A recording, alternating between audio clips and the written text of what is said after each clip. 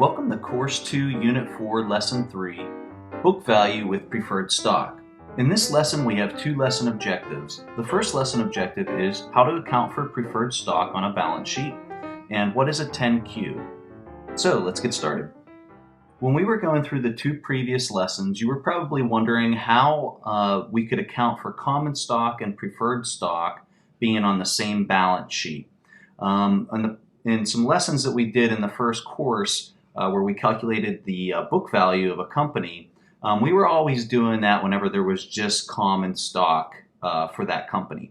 But whenever you have preferred stock and common stock, if you remember, the preferred shareholders actually own some equity in the company. And so when a company has preferred stock and common stock, we have to account for that whenever we're figuring out the book value if we're going to buy common shares versus preferred shares. So that's something that you really got to know if you're going to be buying common stock. And so that's what this lesson is going to teach you to do, is to account for that difference between those two whenever a company has preferred and common stock issued. So in order to demonstrate this, let's go ahead and continue working with the company that we used in the last lesson, which was the stock ticker SPG. So if we go here to MSN Money and we type in SPG, we're going to go ahead and pull up. This is the common shares for Simon Property Group. If you remember, before we were looking at the preferred stock for the Simon Property Group. So we came to the common stock, and we're going to look at the common stock ticker. Okay, and the first thing that I'm going to do is I'm going to go look at the balance sheet, because that's where we're going to be able to decipher the common versus the preferred shares. So what we're going to do is we're going to go ahead and go to the balance sheet right here. Okay, and when we click on the balance sheet, it brings this up, and we're looking at the interim balance sheet for the first quarter of 2012 for the Simon Property Group. Okay, so as we come down, we can see that the balance sheet is broken down into the assets, and then it's also broken down into the liabilities right here. And then the difference between the assets and the liabilities is our total equity, which that number is right here. Okay, so before, when we wanted to figure out the book value of a company, all we did is we took the total equity of the company, and then we divided it by the total common shares, and that gave us our book value. As you look here on this balance sheet, if that's how we were going to do it, and let's just assume that this company had no preferred stock, it just had common stock. What we'd do is we'd take that 6,000, and I'm going to go ahead and do my math over here in Excel. So what we're going to do is we're going to take that 6,06077.91, and we're going to divide that by the total common stock, which is the 303.1. Okay, so we go 303.1, and we hit enter. Okay, and you can see our result came to be $20.05. So a lot of people who might not have a lot of depth in this field where you're calculating the book value of a company might come in here and quickly figure out the book value to be $20.05. But that would be wrong, because when you look at this balance sheet, you can see that we have the common shares outstanding listed at 303.1, and then you have the total preferred shares outstanding listed as 0.8. Okay, so that 0.8 is not being accounted for right there, and so that book value of $20.05 is wrong. Okay, now let me show you something why you've got to be careful whenever you're using the numbers that MSN or any one of these, Google or Yahoo or whatever, when they're telling you ratios and they're telling you numbers, you got to be real careful if you're not the one who's actually doing the math from the balance sheet or the income statement or whatever the case might be. So I'm going to show you what MSN is showing the book value for this Simon Property Group as. And just so you know, Simon Property Group isn't a stock that I'm recommending by all means. It's just a stock that we're using because it has preferred shares. So when we go here to the financial highlights, let's go ahead and click on that. And as you can see, right over here, the book value is listed as $20.05, which is exactly what we just calculated. So the calculation that's being done here is wrong, okay? And so if you were just going to look at that quickly and not actually go into the balance sheet and do the math, you would be misled as to what the book value of this company actually is. So let's go ahead and figure out what the book value really is for this company. So in order to do that, we're going to have to pull up what's called the 10Q. Okay, and that's the quarterly report that the Simon Property Group would have to file with the federal government in order to do their taxes. So let's pull that up, and what you do is you go in here, you see where it says SEC filings. Okay, we're going to go ahead and click that, and it pulls up all the documents that the Simon Property Group has filed. It has the date received right here. Okay, and what we're looking for is the 10Q, because that's the quarterly report where they're going to that balance sheet that we looked at earlier, that's where all those numbers are actually coming from, this document that we're going to be pulling up. This would be the raw information, and that's the interpolated information that MSN has pulled from the report to make it easy for you to view. Okay, so when we go into that 10Q report, let's go ahead and pull that up. You can see that it's the formal report that they had to file on whatever day and all this information.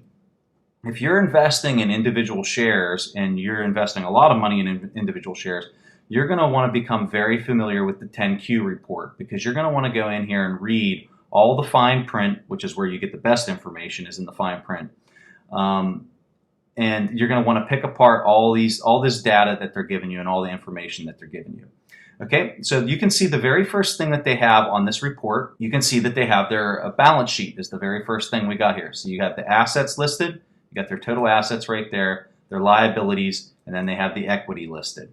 Okay, now when we dig into the equity here, this is where we're going to see what they're valuing their preferred stock at. And you can see right here, and these numbers are in thousands. Okay, so that's 44.9 million. Okay, that's what their preferred stock is listed at. Okay, and we had to come into this report to find that. Okay, in order to show you the difference between the SEC filing report and also in the balance sheet that we were looking at earlier, I have both of them pulled up side by side, so you can see the SEC filing on the right and then the information that MSN had pulled onto the balance sheet on the left. Okay, so whenever we have this information side by side, we can see that the total equity listed right here is this $6 billion. Okay, and now that $6 billion is the same $6 billion that we see over here listed right there for the total stockholders' equity. So that's where those two numbers marry up. Okay, so let me show you where the preferred stock is listed at. Now the par value for the preferred stock is listed right here, that 44,965.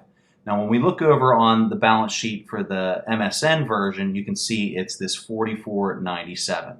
Okay, so if we want to know how much of the common shareholders' equity is right here, we have to subtract that 44.97 out of that figure. Okay, so that's this number right here. They show you exactly that preferred stock we were looking at in the previous lesson, how they had 1 million shares initially offered. This is what they're down to right now, and then the liquidation value, and this is what they're currently listing it at.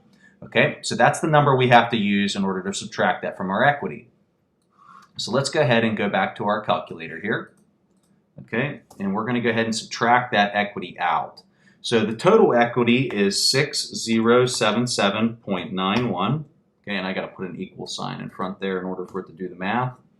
Okay, so we got that number in, and then we're going to subtract the 44.97 because that's the preferred stock's value. Okay, and when we do that, we get $6,032,000,000 for the total equity. Okay, so once we have that number, all we're going to do is then divide it by the total common shares. So we got the 6 billion. We're going to divide that. I'm going to hit equals. Hit this number divided by our 303.1. Okay, and when we hit enter, that gives us $19.90. Okay, so that's the bottom line figure. That number right there is the number that we're looking at for the book value on the common shares of this company.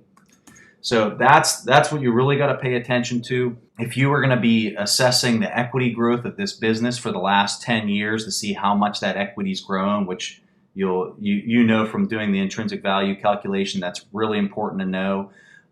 You would have to go back and do this for each year to make sure that you're measuring that equity growth properly.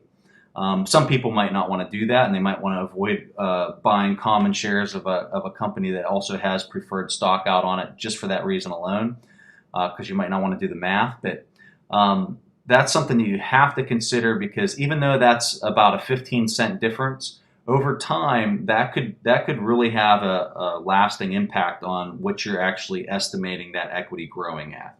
So I find this really important to do. I think it's really important to understand how all this works, more so than maybe adjusting the value for 5 cents. But understanding the fundamentals and how all this stuff works is what's really important.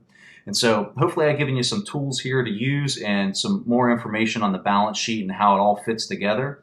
And that's how you can look at the common shares and the preferred shares together and still understand how much of that is yours depending on which type of asset you own. So in this lesson, we covered how to account for preferred stock on a balance sheet, and we also showed you what the 10Q report was. And I hope that you guys learned some important information there, and I'll see you guys in the next lesson.